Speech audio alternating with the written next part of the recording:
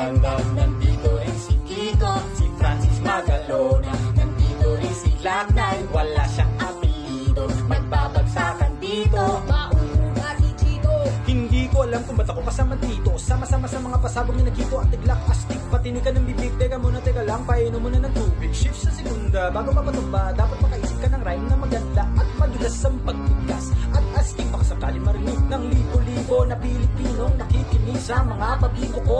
Di ka ba nagugulat sa mga naganap? Di ko din alam kung bakit ako sikat. Para bang panaginip na pinilit makamit. Talagang sinusulit ang pagiging makulit. Kailangan galingan, di na kayang tapatan ng tutugan ng parokya at aming samahan. Shit, paano to wala na akong masabi? Ngunit kailangan gumalaw ng labi kong ito. Kunyari, nagbabakasakal.